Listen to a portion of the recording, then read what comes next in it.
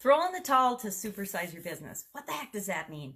Throwing in the towel, of course, even if you've never boxed, which is where this term came from boxing mid 1800s, I believe, in Britain, when a boxer was getting totally beaten all to heck by his opponent. Often his manager or a friend would throw in the towel or throw a sponge. They use sponge and towels to clean up boxers. I guess I'm not a boxing fan, sorry to admit. No, I'm not sorry. that they would throw in a towel and signify the end of the fight. The person, the boxer, was saying, I quit, I'm done, I can't take anymore. And guess what? It was better than the alternative, which could be dead, right? You could actually get yourself beaten to death in the boxing ring. Well, sometimes we can get ourselves beaten to death in the business world, right? If we're going down a road that maybe isn't right for us. So I want to encourage you today to throw in the towel sometimes, to quit sometimes. Now, I will never ever tell anyone to quit their business or throw in the towel in their business, because I personally believe that there's always a way to figure things out and to make things happen. I will, however, coach and encourage and help and really help people to decide when it's time to throw in the towel on an idea, a direction, a project, a product or service that they're offering that is not in their own best interest. I will encourage people to throw in the towel on customers that are not good for their business. I will encourage people to throw in the towel on things in their life that aren't good for them or their business. I think of, and I really love this expression, because I am one of those diehard people that says, don't quit, never quit. And the first thing that popped in my head when I thought of this and read this saying this morning was like, yeah, I would never throw in the towel. I'm not going to quit.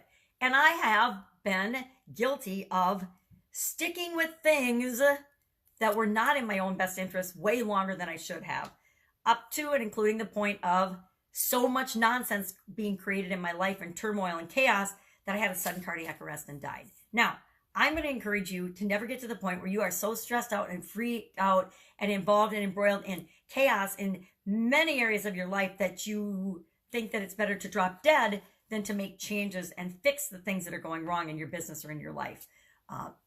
Or maybe they're not going wrong, but they're just not the right thing for you. I have personally been, I stayed in my marriage a couple of decades longer than I should have, thinking I was doing the right thing, because we always do what we think is right at the time, right? Every decision, every choice we ever make is, and pat yourself on the back for this, is the best one at the instant that we made it. The time that we make a decision or choice, even if it's like something bad, the second that we make that decision and that moment that we make that choice, we believe, and our subconscious believes, that that is the best choice, the best decision, the best thing for us to do at the time. Yet sometimes, hindsight's 2020, we find out that, yeah, that was maybe not such a good idea. You know what? My marriage was an example of that. I've been in business with business partners that were bad, and I can't, that's putting it so kindly and mildly. It's amazing. But instead of cutting bait and getting out of that situation when I knew that I should, and that I first discovered that that was not going down the road I wanted it to, I stuck with it because I didn't want to quit, right? I didn't want to throw in the towel and think that I was quitting. And I had to redefine quitting and actually know that we can do that. Quitting isn't necessarily quitting. If we're making a choice that is better for us, then it's not quitting. It's progressing. It's continuous improvement. It's following our heart. It's supersizing and growing our business in the direction it should be growing, instead of sticking to a plan or a product or a service or an idea or a thought or a customer base that is bad for us. I actually, in my Italian food manufacturing business, had to fire or let go our biggest, and I'm talking 80% of our sales volume went through this customer. I had to fire them. That was one of the scariest things I ever did. And I put that decision off, to the detriment of my business and my employees and myself and my health, for a year. I waited a year after I knew that that was going to be a problem, and it was a huge problem for my organization. And once I decided that, I waited a whole year before I let that customer go. Now, I don't know what the whole impact would have been had I done it when I first knew about it, had I moved forward in the business.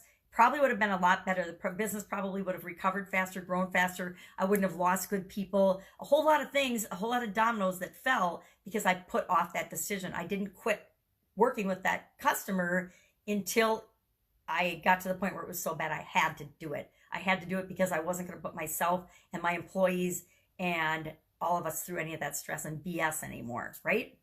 Same thing with my marriage. Same thing with, bad business partners. Jobs. Have you ever had a job where and maybe it was the right job for me at the time when I took it, but I changed, the business changed, the company structure changed, and then it became not the right job for me anymore. Or I learned everything I went there to learn, and I wasn't growing and developing anymore.